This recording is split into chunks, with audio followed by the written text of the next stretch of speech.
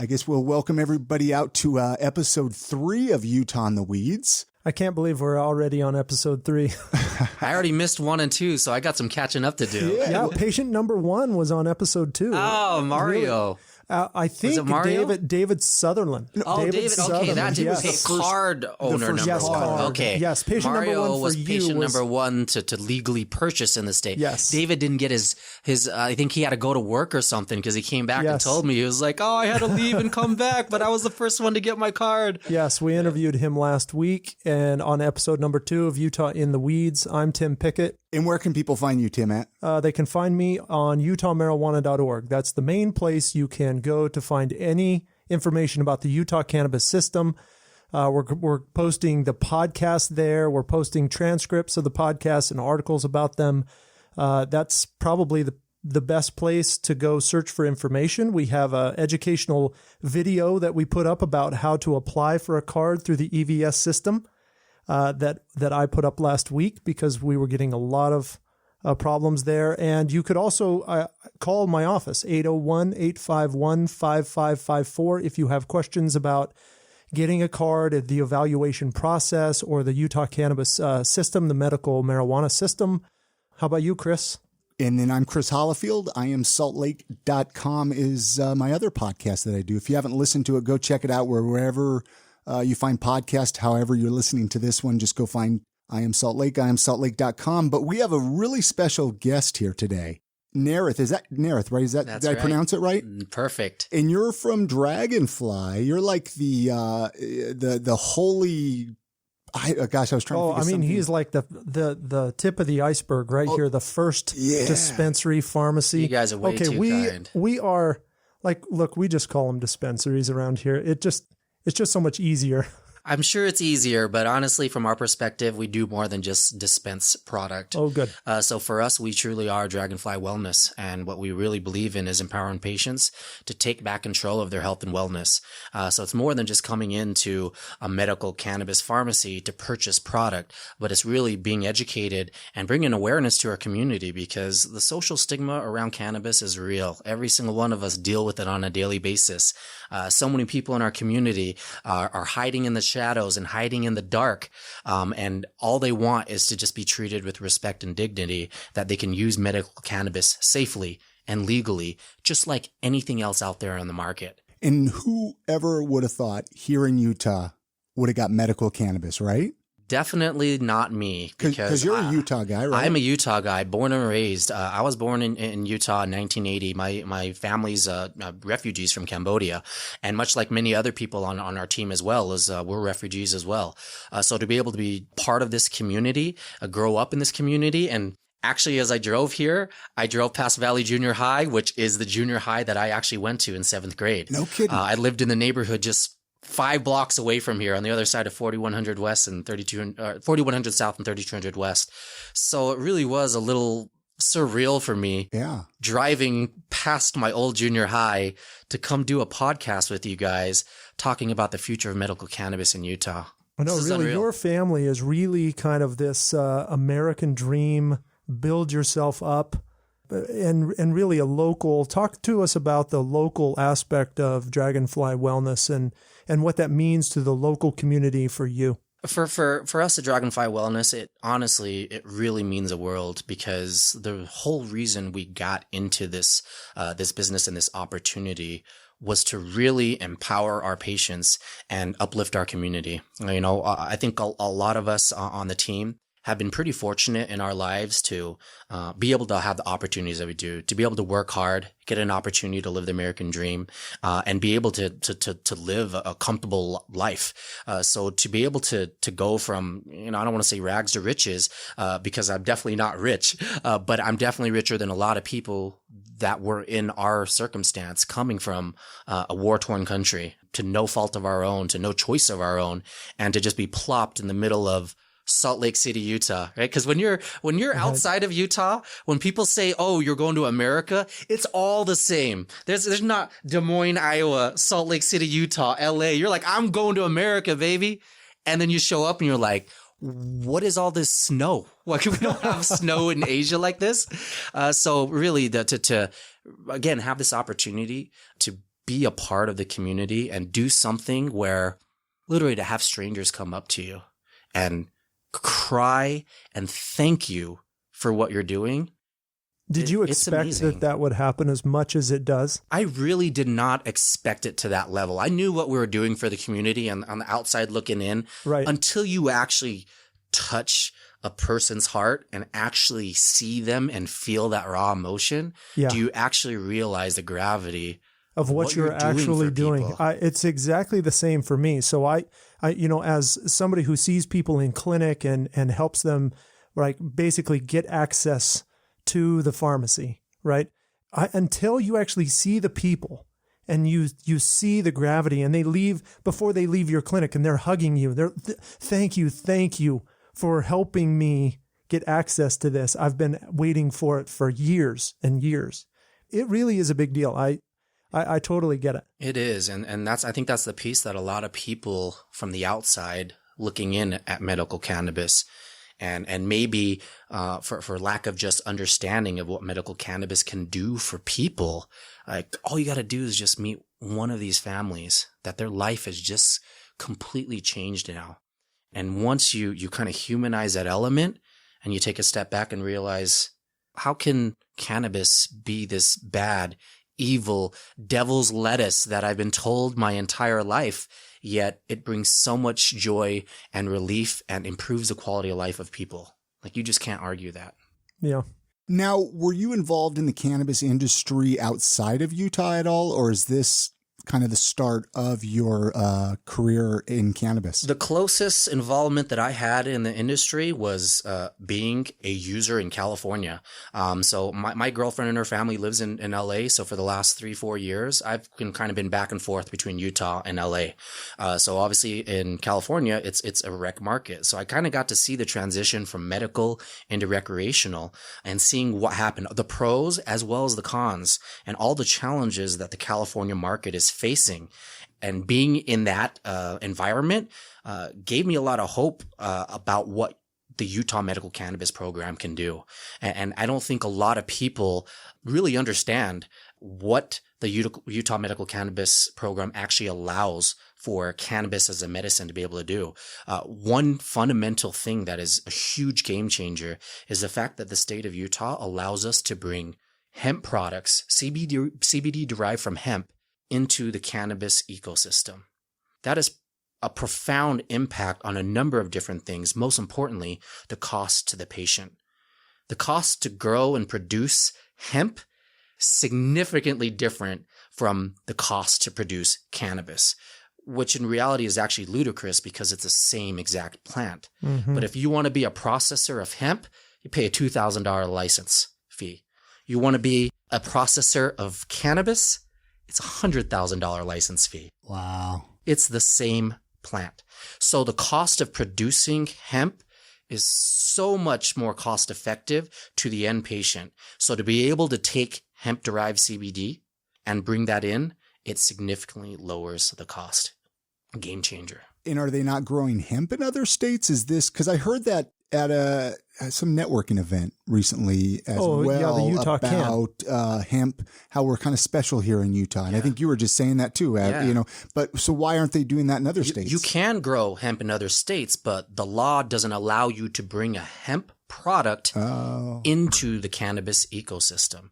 Because the way that the system is set up here specifically, we have a seed to sale tracking system. That means from when a plant is 8 inches tall, it is tagged and tracked in the system and recognized as a product in our ICS, or inventory control system. So the second it becomes that 8-inch plant, it is tracked from when it becomes flower and we harvest it to when either we take it to the next form and extract oil, that is tagged, and that oil goes into finished product, that is tagged. So literally you can see from the product that you buy on the shelf where that exact product was sourced, the exact even lot number of the grow facility of where that came from. So that gives ultimate confidence to the end patient, because now you know exactly where your product comes from. If there, Lord forbid, there's a recall on one specific product, we can trace that back to exactly the source and identify the problem. And if you look back at last year's epidemic with the black market vapes, that was a big challenge to finally track back to see where all that came from, and to find out it came from basically one source, right? And that took a lot of investigative work, where now literally the second somebody comes up with a case that a product made them sick or ill, we can literally find out exactly where it was and stop that production right away and find out what the root of the problem is. Are there still bad vapes out there, probably on the black market? Yeah, they're still using. It depends on what they dilute with. Yeah, because you don't hear about it a whole lot. For a while there, it was left and right, man. Boom, boom. That was why I was excited that you guys were going to open up, though, because you guys, let's talk about some of the products that they have in there, because I think a lot of people are curious, right? Because a lot of people haven't been inside of your pharmacy, of the dispensary pharmacy. Now, is that legally? Do you legally have to call it a pharmacy? Like, you verbally can't call it a dispensary? No, I mean, legally we could call it whatever we want. Okay. But for us as a business, we want to make sure that people are coming into a place where it's professional, it's clean, they're actually getting medical advice. We're not here, like, for example, I hate the word bud tender. The word bud tender, it just makes me feel that people are there to sell and slang product. Like, some rep came in and they got the best deal on this flower this day, so it's a 2-for-1 deal. You should buy this. And there's no discussion about what the actual efficacy of the product is. What is the terpene profile? What is a cannabinoid profile? None of those discussions happen when you talk to a bud tender. Yeah. So for us, you only talk to wellness associates, because we have passionate people that actually care about cannabis as a medicine. They're all users themselves that either maybe they had cancer at one time in their life, maybe they had a catastrophic illness or an accident, and they're all people that literally cannabis saved their life. So they're here to talk and educate with people, not to sell product. Yeah. So talk about the products that you have there in the pharmacy. I mean, of course, everybody that we talk to, a lot of patients that I talk to, they still think that flower, it's either not going to be allowed or it's going to be in blister packs. Number one, flower will be available. You look at data across all the other states and everywhere else that's, whether it's medical or recreational, flower is the number one selling product in every single market. So people love flower, period. So to clear up a couple things is still smoking flower with an open flame is prohibited in the state of Utah. Right? So the only way that you can legally and safely consume flower is by using a dry herb vaporizer. And for those of you that don't understand what a dry herb vaporizer is essentially you're taking ground up flower, putting it into a chamber, and it's a convection chamber that heats the cannabis up. And you have a couple of these, like almost on display. It's Exactly. my understanding at the pharmacy. We have two, basically what we call entry level, dry herb vaporizers, because they're very affordable, because there's some very expensive vaporizers that are out there. Like, for example, the Volcano, it's like a $400 unit. Those are for very experienced and much more heavy users as well. But for your casual user, for your person that's using it just to medicate at night so they can sleep, just a little handheld dry herb vaporizer is all you need. And it has different temperature settings. You can heat it up to 390 degrees, up to 420 degrees conveniently. I don't know if that was a coinky deal. Yeah, that is it. But essentially, that's what it does, that. is it heats up the dry herb. And if you ever look at the flower and the herb itself, you see these beautiful white frosty little things. Those are trichomes. That's where the good stuff is. That's where, the terpenes, the cannabinoids that we're looking for are inside of those trichomes. That's what we extract from plant material when we do our extraction processes. We are essentially extracting those trichomes out from the plant material. So that's what that dry herb vaporizer is to do. And for me, it's my preferred form of consumption because of a couple things. Number one, you're not burning anything. And if you're burning something, it creates kind of a harsh smoke and heat. And if you have asthma or any respiratory issues, it's very difficult to even inhale that. Even for vape cartridges, it's difficult for some people to do it. So with the dry herb vaporizer, what it does, it allows you to at least cool the smoke a little bit. and it gives you the actual flavor profile. I'm sure some people have gone out there and read different reviews on Leafly or on Weed Maps and things like that, and they talk about, oh wow, it's a sweet chocolatey taste on the inhale, and as the exhale, it's a fresh minty, and you're like, what are you talking about? What is it? But those are like those real connoisseurs. But that's where the terpenes come into play. Terpenes are those odor molecules that exist in almost every single plant that's out there. And cannabis is no exception. There's hundreds of terpenes in the cannabis plant. So when you smell that pungent odor that's in there, you're smelling plant terpenes. And that's what gives the different profiles of all the different flower, whether you smell something piney or citrusy or something that's very hoppy. I've had a lot of people say, wow, this flower smells like an IPA. Well, that's the hops. That's the same terpenes that are in hops.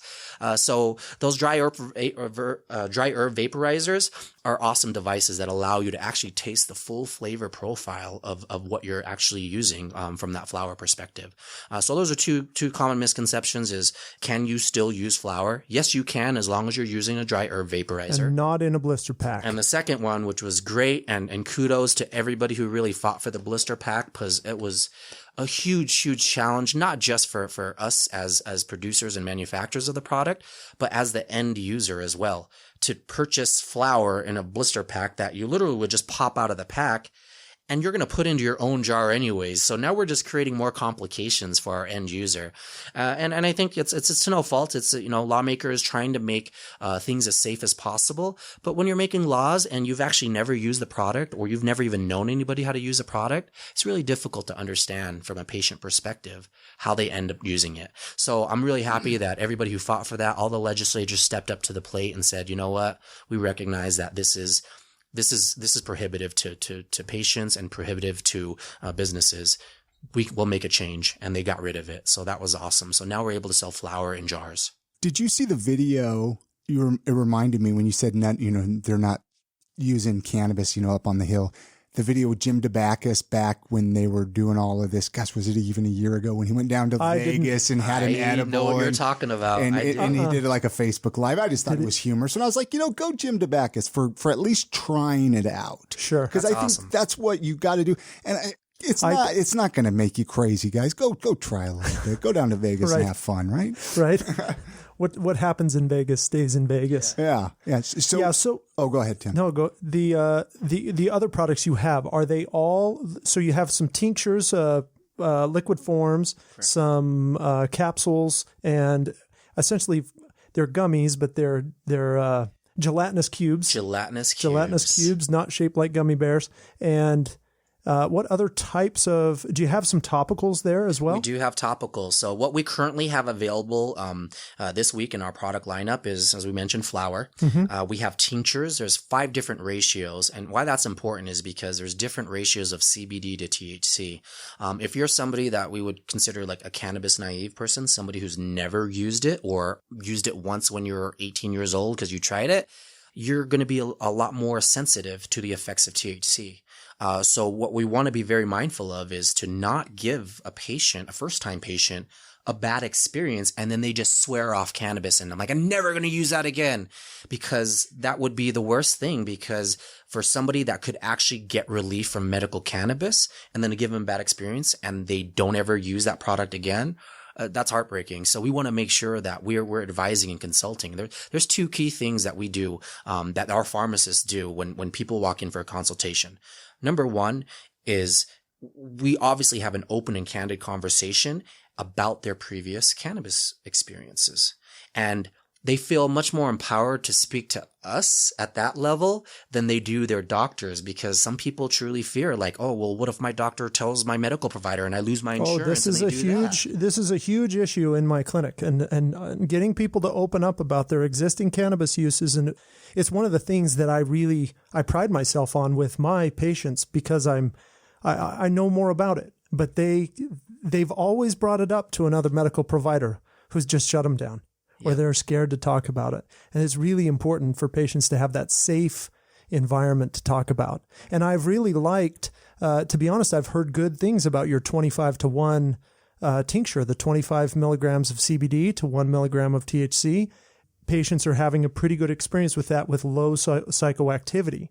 which I think you were just about to tell us about. Yeah, exactly. So just like you said, having somebody to have that experience and be able to experience the therapeutic benefits without the psychoactive part, that is huge. Because for a lot of people, when you experience that psychoactive part, you're wondering like, what's going on? Why is everything going so slow? How come you're talking so slow? What's good? And people actually don't relax anymore. Right. So it's really important for us to make sure that we talk to people about that and what to expect in that experience.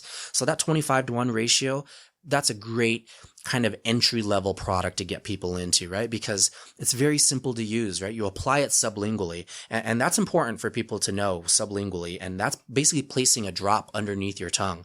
And when you do that, it actually is a quicker entry into your bloodstream than if you were to actually eat it as an edible. Because when you eat it, it's got to go down to your stomach, it processes in your stomach, get into your liver. And by the time it could be an hour or 2 hours before you feel anything. And by then you're thinking, oh man, I just ate this edible. I don't feel anything. I'm going to eat another one.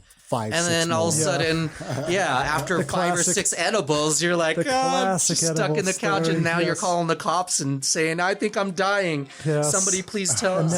Somebody help me. So we want to avoid those things, right? We want to avoid people calling the authorities because we don't want the authorities coming over to our pharmacy say, what are you doing? Why are you telling all these patients, right?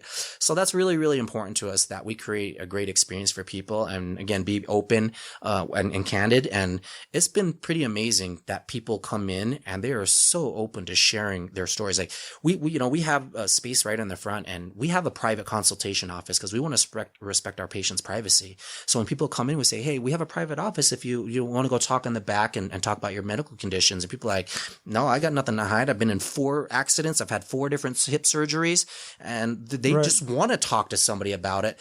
Somebody that isn't going to pass judgment on them, right? I think that's the biggest thing that most people that are looking for relief is they're already going through such a huge challenge in their life. And the last thing they need is somebody sitting on their table judging them and asking them, oh, why would you do that? Why are you looking at this? And that to us, like, why we created the experience that we did at our pharmacy is that we want people to feel open and vulnerable and be able to be candid in their experiences so that we can truly offer them a great experience. There's really two big things I have really left in the questions in my mind. You go for it. One is the problems. Let's talk a little bit about the problems that we've had in Utah, because I think that you and I, particularly in this business, understand that this has not been a perfect rollout. Absolutely. And let's get into that from the pharmacy perspective. What have you seen are the biggest challenges to patients, to you, to getting patients really through the door? I think the biggest challenge is really the misinformation and the confusion that we have created for them by the laws that we have developed. And this is the way that I've been explaining it to people is we basically pass a law that allows people to legally possess medical cannabis with a doctor's letter of recommendation. Yet you cannot purchase with that same letter. You can go to Colorado, you can go to Nevada, use that same letter to purchase, but you can't purchase in your own state from a doctor in your own state that said you can benefit from medical cannabis.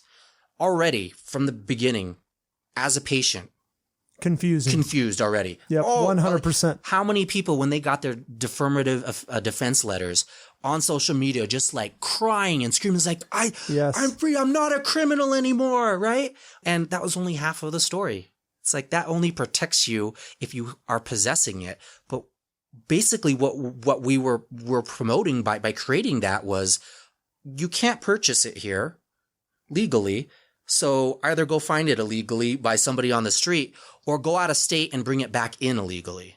Those are your 2 options as a patient. Yes. So number 1, that was the first challenge that we faced as a community, was even addressing, what do you mean I can't use my letter? My doctor said it was okay. I was there at the first, when you opened, I was standing right there by the front desk and I was watching it. I was watching it happen. And of the first 10 people I saw go up to the gal at the front, 9 of them had their letter.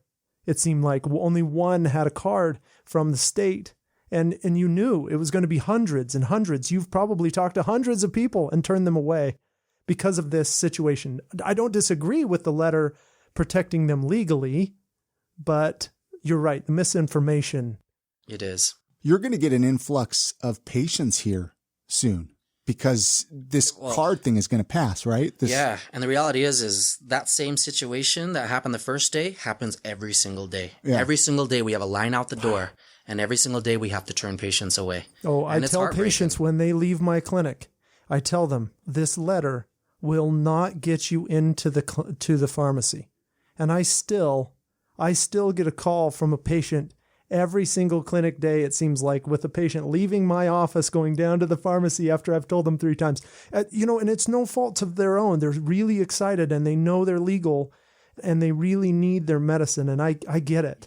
But man, we've really got to fix that. And we do. And I definitely think, the people that are really working hard to make this happen. And again, like kudos to the Department of Health, the Department of Ag, like what they've been able to do. And since January of last year, let's be honest, since really July of last year when they issued the first cultivation license, July to March, just think about that. To get a full entire medical cannabis program up and running, it's an incredible feat. And for a team of 8 to 10 people at the Department of Health, 8 to 10 people at the Department of Ag, it really is amazing. Those guys are like working like they're a startup company over there and literally doing everything that they possibly can and trying to do things within the law. They really are. They really do have their hands tight because they're trying to do things that is written in the law. So they're designing programs based on the way the law is written.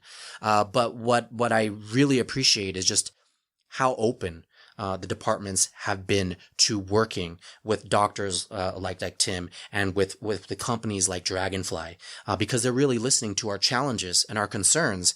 In other states, they're like, nope, you're not part of the conversation. This is the law. This is how it is. Deal with it. And it's amazing how much people want this program to work. But the reality is we're kind of dealt the short straw, and I'm not surprised. We expected this, honestly. Well, you're the one who decided to open first, right? We knew exactly it was going to be there. What it was going to be. We knew these were going to be the challenges, but what our commitment was, because number one, it's about the patients. We could have sat back and made a business decision to say, we're not going to open our doors until there's enough patients for us to actually serve, right? Any normal business would, that makes no sense. That's reasonable. But the reality is we knew going into it that if we were the only ones that were able to step up to the plate, not just financially, but just physically even being able to do it. I know there's plenty of other companies struggling to even get permits still to even start construction. So that's, huge kudos to our team for being able to really make it happen. Literally, we were awarded January 3rd, technically January 11th, when we actually got the intent to award the license. And we were able to, within 6 weeks, open up a pharmacy. That's incredible and takes a really passionate team. Working 16-hour days every single day. We haven't had a day off since the beginning of the year started. So to make that happen, we knew exactly what we were getting into. We knew the challenges that were faced, but what was most important was that patients in the state of Utah had been waiting their entire lives for this to happen. And to tell those patients just to hang on and just wait a little while we get more numbers in and it makes more business sense for us to open. In good conscience, we couldn't do that to the patients for our community. I was just going to ask, is that kind of why you're low on flour? I hear you're out of flour now till the end of the month. Is because you didn't have it ready to go. We had limited supply already. Our intention was to actually open middle of March, beginning of March, so that way we had our full supply of everything available, and actually all of our cabinets. What you guys saw in the pharmacy was temporary. We had to spend extra money to buy temporary stuff until our actual cabinets and furniture and stuff came in. So people that are going to be coming in, towards the end of the month, you're going to see like the real Dragonfly Wellness over there. But those were decisions that we had to make as a business. And we knew going into it that we were going to take a loss. Otherwise, why would we have gone into this? That was not our priority. But even if we only got to serve one patient that first day, that would have been all worth it to that one patient. And to see the first patient that were Mario Enriquez and having an opportunity to serve him and literally see him crying and giving me a hug after that first one. And for him to go and get a tattoo as the first patient to legally purchase, think about what that means to him. And for us to be able to deliver that experience to somebody, it was worth it. That's awesome, man. That was worth it. So cool. So cool. That is cool. So what do you think, what's your message to patients with their card, the letter and the card and the EVS system? What are you telling patients now? What's the best thing for patients to do now still? Do you think that it is try to navigate that EVS system? You think that is the best, simplest, or most effective way to get into the pharmacy is still the EVS system? Don't wait on House Bill 425. Don't wait, because the truth of the matter is, even if you wait, it's still going to take some time for us and the Department of Health to get that system up and running. Because what people don't know in the background is that, we are using an inventory control system. It's a state mandated software that's a seed to sale tracking system. Like we talked about earlier, it allows us to track all the product and also ensure how much product each patient is actually purchasing, because there are legal limits within a 28-day supply that you can only purchase up to about 4 ounces of unprocessed flour or up to 20 grams of concentrate. So there are legal limits. So we need to be able to track that within the system. So that way somebody isn't trying to cheat the system and go from pharmacy to pharmacy to pharmacy, buying up as much as they possibly can. Right. So that's why the system was intended and designed that way. But that also means that the system was not designed to accept letters of recommendation. Therefore, there needs to be a software change with that. And that's going to take some time for that to do. And that timeline is still, it's not definitive right now. We do plan on this Friday actually having a press release with the Department of Health. So that way we can inform and communicate to the public what that is going to look like. But for patients, what they can expect from Dragonfly Wellness is, what we're going to create, on our website is essentially a pre-registration for patients. And what you'll be able to do is enter in your patient information and upload your letter of recommendation.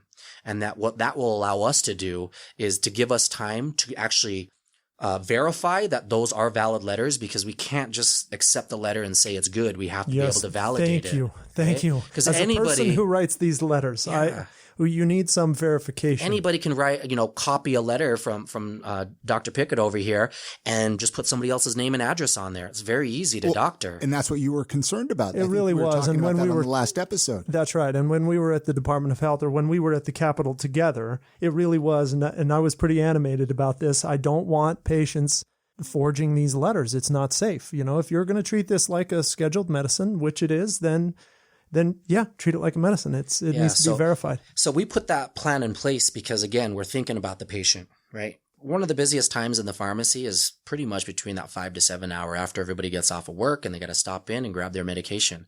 But the reality is not a lot of doctors are going to be sitting in their office between 5 to 8 p.m. waiting for a call. So again, we're going to have to turn that patient away because we can't verify that their letter is actually legitimate. So we're back to square one again. Yes. So then we sat as a team and thought, okay, how can we help this process? Well, if we allow people to pre-register, at least 9 o'clock in the morning our time, we can go through our lists of people who uploaded their letter and actually call and verify the doctors doctors that these are valid letters. And just so you know, it takes right now, it's difficult for patients to get through my phone line. And I have called the pharmacy trying to get a hold of a pharmacist, and man, your voicemail's full all day long. Has there been this brings up another question of mine, specifically as a provider wanting to talk to the pharmacist. In a normal situation, in a regular pharmacy, I kind of have a back door to the pharmacist. Has that been brought up? Is there a way for providers to communicate directly for the pharmacist, or the pharmacist to communicate directly with me? Or is there a way we can develop that back end? I absolutely think there is. I think early on, we were cautious as a business because there's some very clear lines written in the law in what types of relationships we can have with doctors, right? Because there's this potential conflict of interest. If I have a relationship with Dr. Pickett over here, yes. and he's, sending people to us, that's what they're trying to avoid, because again, they're looking at this as a Schedule 1 drug still, and not actually being able to have that. So we've been extra cautious about having those types of relationships, and just because we've had, doctors come in and say, hey, can I leave my card in case, you have any patients that want to refer? We can't even refer. No kidding. We can't even if somebody comes in and says, oh, do you know a good doctor? We can't even say, wow, you should go to Dr. Pickett, because, he understands medical cannabis, and he will actually consult and advise you, and not just say, no, go find someone else. Like, we can't even do that. And maybe that's us maybe looking at it very black and white, but we also understand that there's, us being the first one out, there's a target on our back. By the way, this is still Utah. All eyes are on us right now. There's plenty of people out there just watching and waiting for us to make the wrong move so they can shut us down. They can do whatever and make this not successful. So it's something we're really mindful of, that, we wish we could operate this just like any other business, but unfortunately the law doesn't require this. Even advertising, like there's a very specific language in the pharmacy that talks about advertising. Actually, I'm glad we're not on video, because like me wearing this outside of our pharmacy is actually considered advertising. It's no longer a uniform when I leave the pharmacy. No kidding. So we couldn't even give T-shirts away to our first customers that came in, right? To be able to thank them for being there. So you can't sell T-shirts? We can't sell any merchandise. What? In the law, there's only 3 things that we can actually legally sell: medical cannabis devices, and educational material. But again, we're not trying to rock the boat at all. Like, we understand that there's rules in place and there's people that are concerned. What we want to do is show people that, hey, there is absolutely nothing wrong with what we're doing here as a business, and you shouldn't view us as doing anything different than CVS or Walgreens having a giant sign on their building that says, come buy me, flash, flash, flash. Yet we have very specific requirements on what we can and cannot do and put on our buildings and wear on outside of work. So those are challenges that, we'll fight that battle at some point down the road. But right now, that's not our focus. And that's not the battle that we're interested in fighting. What we're interested in is, how do we get patients access? That's the most important thing. What's the, when is your other, don't you have a second location? We don't. Unfortunately, we don't. We only have one retail pharmacy, but I know that there's going to be a second location that'll be opening up in, up north, I believe, by the end of March. So hopefully, the people that live up, in northern Utah will have closer and easier access to be able to go to that pharmacy. But that's all I know of so far, at least potentially 2 more that could be opened up by April. And then the other 5 open by July, and the rest will be open by the end of the year. I heard Layton is what I heard for the next pharmacy opening up, which would be good for that, up there, Ogden, Tremont, and up Logan even. Yeah, it's my understanding. I think it's True North. They're another vertically integrated operation, right? Yes. They're kind of like you, where they're seed to sale. They do the production like you do. Exactly. And we had an opportunity to meet with them, and great people as well. And they are really patient focused as well. And it's really great to have people like that in our community, because that's what we need. We need people who actually are looking out for the patients first, not looking out for their stakeholders first. Are you bringing in outside products from other producers as those licenses, and they get products, or are you primarily right now only able to acquire products from your own? Yes, by law, that all product that is on our shelf has to be sourced locally in Utah. And that's a big reason why product is so limited right now. Because if you go back and say, well, licenses were issued in July, how long does it take you to build a facility? For most people, there's actually some companies that haven't even built their facility yet, right? Like, I think Harvest House is one of them. They haven't even broke ground on building, and Harvest is a huge multi-state operator. They got tons of money. So, I mean, for them, like, money isn't enough for them to actually get off the ground. They still got to jump through the hurdles of getting local permitting, local licensing, and all of those things. But we were able to build within 5 weeks. We actually had our facility built in 5 weeks. And the only thing that actually limited us from having full grow production was Rocky Mountain Power getting power to our facility. Oh, wow. Yeah. So we were actually ready to rock and roll. But the reality is most people had a really difficult time getting that process. So to be able to get an operation up and running, and you look at your average harvest time is 8 to 10 weeks, you do the math, to have product ready and available by March is a really tall order. So we were really happy to be able to step up to that plate and be able to do that. And actually, we're actually on our second harvest. Our first harvest is, because we were so far ahead of the curve, the department didn't even have testing available yet. They didn't have their lab set up. So we actually had to fresh freeze our product. But when you fresh freeze your product, you can't go and then sell that as flour because now you've got moisture and water content and then it thaws. Yeah. So we actually had to remediate it and turn it into oil. That's why we have so many products that are based on topicals and tinctures and vape cartridges. And the flour, we have probably about 60 to 70 pounds of flour that's going to come online here March 17th, that our harvest will be done and we'll be drying and curing. And by the end of March, we're going to have a lot of flour available for people. Because I know every single day people are walking in, you got flour, yeah, you got flour, you got flour. Yeah. And even some people walk out and they're like, this is a hoax. You don't have anything. You don't have any product. It's just like every other state. I mean, every other state that I've read about and talked to physicians and other providers about, Florida this has been around for a long time in Florida, and they still go down to their pharmacy dispensaries, and sometimes they're out of certain things and sometimes they're not. It's not a perfect system, and every state has its own problems. I think Utah has done a great job so far. Yeah, we have some. Could be better. It could be worse, though. Yes, it Absolutely. could be. It can always be better, right? And I think that's just comes down to just time and resources, right? And we didn't have time and we didn't have resources to be able to get the program fully functioning to its optimal level, right? And that's the reality of it.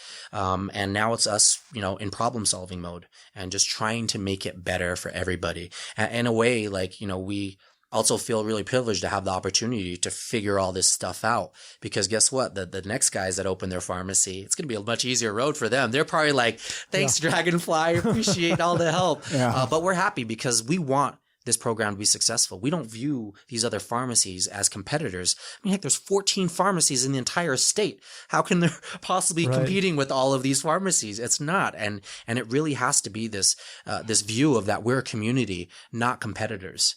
So that's what I'm really happy to be at. And we've, connected with so many different people that have really, just opened up their hearts and just want to truly come together and work together. We met with Zion Pharmaceuticals today, and they have a grow license as well as processing. And they have the same values as us, that they care so much about the patient. They want to create high quality products for their patient at an affordable price. So it's great to continue to meet partners like this that are committed to that vision and that purpose, because the last thing that we want and why Dragonfly Wellness is so committed to what we're doing is we don't want to see what happened to the California market happen to the Utah market. We truly believe we have the opportunity to create a best-in-class medical cannabis program that can be a model for the rest of the nation.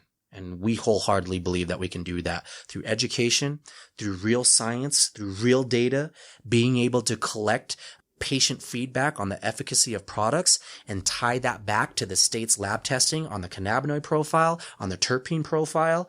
Those things we're hugely passionate about. Because one of the things, and this is a really important topic to talk about, is what the commercialization of cannabis has done is kind of created a lot of terms that people like to use, those being indica and sativa and hybrid. Right?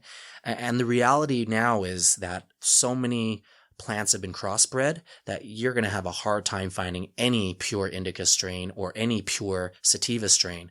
So we get patients that come in and say, oh, I need an indica. And what we need to take a step back and say is, okay, we don't just hand them an indica product. We actually say, well, what type of benefits are you looking for? Right. Let's move beyond the sativa and indica conversation. It's about the profile of the terpenes that have more impact than the actual THC and CBD itself. So, and there's so much research that is linked to terpenes and those profiles, whether it's limonene or pinene, that those have very profound effects on people. So now what we do is we try to advise and consult and say, well, what type of benefit or relief are you looking for? And then we match them with the right product. So we're trying to change the conversation, but that's really hard to do, right? That'd be like me trying to say, well, we're not going to call this an IPA anymore. And try to get people to call it something different when the industry has just used it, and the industry has really commercialized THC. Now you go into a legal dispensary in any legal recreational market, there's a huge correlation between price and THC content, percentage of right? THC. And that's all people price. are now like willing to pay for. And now it's become very marketable. And if you're a business trying to make money, you're going to sell the thing that gives you the highest profit margin and not actually focus on what's going to help your patient the most. It's been fun having you in, man. I know there's a lot more that we could talk about, but we'll just have to bring you back through. Absolutely. You know, I mean, yeah, anytime. I'm really interested to talk to you in like 5 or 6 months after we're through the first wave. We've got the electronic verification system kind of working in the way that it's supposed to. Patients are coming through the door with regularity, and we kind of have this dialed. Yeah, I'll tell you what, as painful as the process is right now for a lot of our patients, in 6-8 months from now, nobody's going to be talking about this. Yeah. No. We're just going to move past it, and everyone's going to, be able to get access and be able to get into the system. And we'll get through these growing pains right now. But again, what's important is that we're providing communication to people so they know what to expect. I think managing patients' expectations is the best thing that all of us here can do. And that becomes, again, back to education and awareness and having these conversations. I welcome these conversations. I love talking to people who are just curious, that want to know, that want to spread information out there so that we can get rid of the misinformation, because that's the biggest challenge. Like earlier on in the week, right, we had to dispel rumors that we were closed and we were not going to open till the summer. I remember that. I was like, man, I'm going to have to talk to him about this on the podcast. I was literally driving to the Capitol to meet up with all these people, and I get a phone call saying, hey, I heard a news reporter just said that we're going to be closed. Like, wait, what? That's news to me. Nobody told me that. But it's really important to continue to have a platform for people to get out there and really speak the truth and share real knowledge with people, so that way people can actually get real information and not have to hear hearsay or hear what other people that really know nothing about it are talking about. Absolutely. Well, it's been fun, Narith. 711 State Street, yes. Dragonfly Wellness. That is correct. And right now, our temporary business hours are Monday through Saturday from 12 to 8 p.m. We had intentions of opening daily, but until the patient rollout, there's really isn't a purpose for us to be open on Sundays. But for now, that's what our temporary hours are. I think for people just to stay up to date for product updates, as well as how do you get into the pharmacy, go to our website at dragonflyut.com and subscribe to our newsletter. That's going to be your fastest way to get information. And if you want to follow us on Facebook or on Instagram, Dragonfly Wellness, we'll continue to post updates. So that way people are informed, because we want to make sure that we get that out to the public. And the reality is it's hard for us to answer calls all day long. Literally, I still have 30 voicemails to get through, and it makes me feel terrible that we can't get back to these people. So for all of you guys looking for information, come subscribe to our newsletter. Go to, what was it? UtahMarijuana.org. And I'll post a link with the podcast. I'll post a link to Dragonfly Wellness website so they can get more information from through anybody who goes to UtahMarijuana.org. And is that how they can get a hold of you, Tim? Absolutely. Through that website, you can sign up for our newsletter as well, which will correlate information very similar to yours as well. We'll follow that as more news comes out. We're both on the same team here, trying to get our patients the best information and really set expectations about what's next. Because everybody wants to know. So, yeah, you can get a hold of me. You can definitely call 801-851-5554. UtahMarijuana.org is a great place to go to learn about the cannabis system. UtahMarijuana.clinic has specific information about evaluations and qualifying conditions here in Utah, more specific to getting a medical card. And Chris, I am Salt Lake. IamSaltLake.com. And I actually set up an email for this show, Tim. I don't even think I told you about this absolutely.